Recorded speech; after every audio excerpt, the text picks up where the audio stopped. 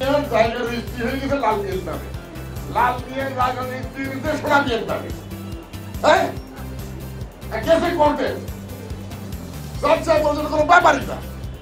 মিয়া তো ঠিক আছে, সোনাটা শুধু লাল করে নাও।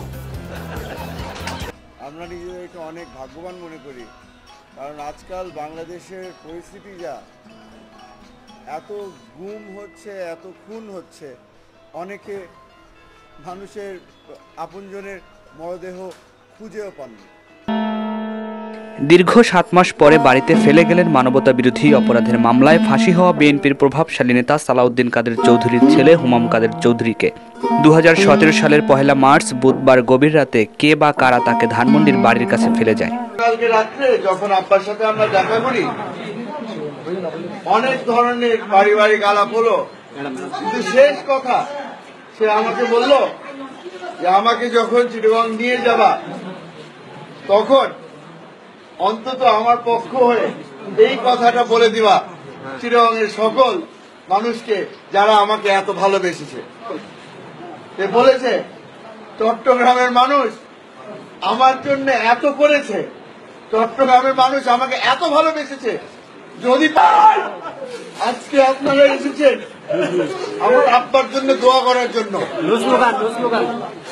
আজকে আপনাদেরকে বলতে চাই আব্বা কোনটা হয়তো দিতে পারবেন, কিন্তু আমি চেয়ে দেবো আপনাদের। চেহারার এই কোন দশা?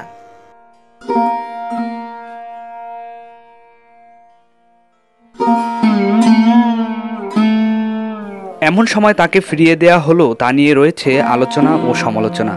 বাংলাদেশি কিছু গণমাধ্যমে কারণ হিসেবে উল্লেখ করেছে এবছরের ফেব্রুয়ারি মাসের ২৫ তারিখ শনিবার মধ্যপ্রাচ্য ভিত্তিক প্রভাবশালী আন্তর্জাতিক গণমাধ্যম আল জাজিরা একটি প্রতিবেদন প্রকাশ করেছিল, যাতে বলা হয়েছিল বাংলাদেশের সবচেয়ে বড় ইসলামিক রাজনৈতিক দল জামাত ইসলামের সাবেক আমির অধ্যাপক গোলাম আজমের ছেলে ব্রিগেডিয়ার জেনারেল আবদুল্লাহ হিল আমান আল আজমি, জামাতের অর্থনীতির কাণ্ডারি মীর কাশেম আলীর ছেলে ব্যারিস্টার মীর আহমেদ বিন কাশেম ও প্রভাবশালী বিএনপি নেতা সালাউদ্দিন কাদের চৌধুরীর ছেলে হুমাম কাদের চৌধুরীর গুমের পেছনে সেনা গোয়েন্দা সংস্থা ডিজিএফআইয়ের সংশ্লিষ্টতা রয়েছে। এই অভিযোগ করেছিলেন জামাতের নিয়োগপ্রাপ্ত ব্রিটিশ আইনজীবী টবি ক্যাডম্যান। তবে এই অভিযোগের সত্যতার বিষয়ে সরকার বা যাদের বিরুদ্ধে অভিযোগ আনা হয়েছে তাদের দায়িত্বশীল পর্যায় থেকে কিছু বলা হয়নি এবং এই অভিযোগের বিষয়ে সরকারের বিভিন্ন পর্যায় থেকে অস্বীকার করা হয়েছে। টবি ক্যাডম্যানের অভিযোগের বিষয়ে প্রতিবেদন প্রকাশের মাত্র ৫ দিনের মাথায় ৭ মাস নিখোঁজ থাকা হুমাম কাদের চৌধুরী ফিরে এলেন।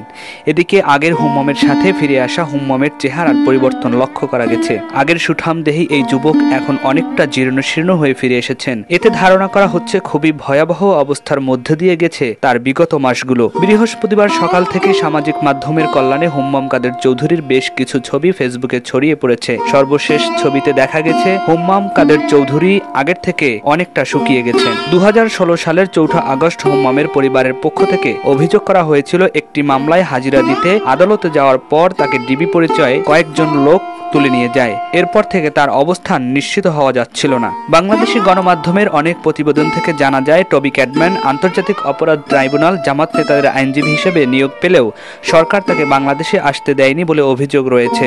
তবে তিনি যুক্তরাজ্য থেকে জামাত নেতাদের আইনি উপদেষ্টা হিসেবে কাজ করছেন বলে জানা যায়।